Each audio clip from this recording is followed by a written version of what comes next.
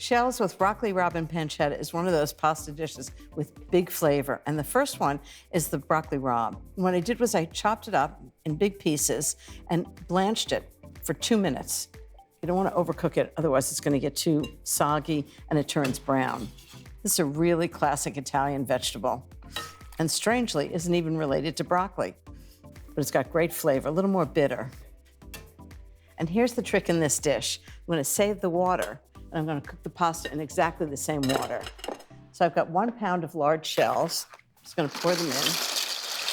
Boiling salted water. And cook those according to the directions on the package, probably around 8 to 10 minutes. Turn up the heat. Make sure they're boiling.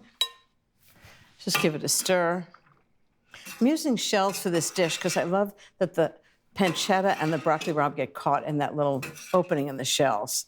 It's a great pasta for this. Okay, so while the pasta cooks, I'm going to cook the pancetta. And the key to this is I don't actually ask the butcher to slice it because they always slice it too thin. And I want a 1/4 inch dice, which means it has to be 1/4 inch thick.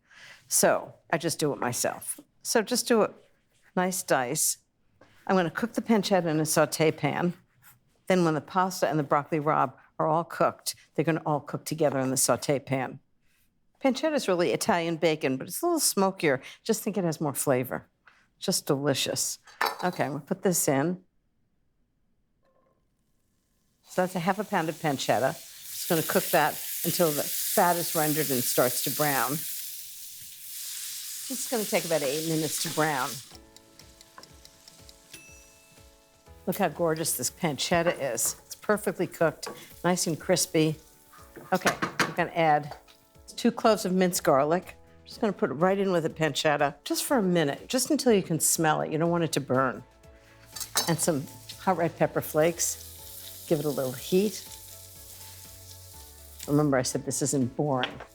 Just give that a stir, just until you can smell the garlic. That's when you know it's done. Next is the broccoli rabe. I'm just going to add it into this pan. Add that in. And now the shells should be done. So let me just test one, make sure it's done. Perfect. We want them really al dente. And instead of draining it, I'm going to pick them up with a spider or a strainer, whatever you have, and put them right in here. And you want some of the water to come with it. The starch in the pasta water really helps thicken the sauce. So I'm just going to cook this all together. How pretty is this? And then when I serve it, I'm going to serve it with ricotta in the middle. It makes it creamy and lots of Parmesan cheese. So if it's dry, I'll add a little more pasta water. But you can see there's still a little water in the bottom of the pan, so it's fine. And you know, the pasta is going to absorb that liquid, and it's got all the flavor of the pancetta and the broccoli rabe in it. Okay, a little salt and pepper. A little pepper. Seasoning is so important. You can have the most delicious pasta dish, but if it doesn't have enough seasoning, it's really boring. Makes all the difference in the world. Okay, just until this all kind of melts together, just a minute, and it's all heated through. How gorgeous does this look? Okay, I'm gonna show you how I serve it up. So big bowl. This is 1 big serving of pasta. It's one thing, and it's got everything you need for dinner in it. Vegetables, pasta, pancetta. And then what I like to do is take like a scoop of ricotta, just fresh ricotta, and just put it right on top. And then as you eat it, you can just blend it all together.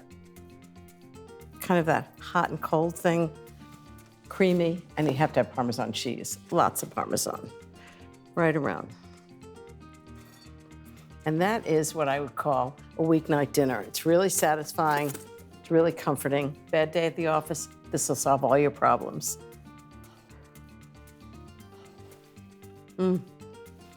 It's so good, it's got so much flavor.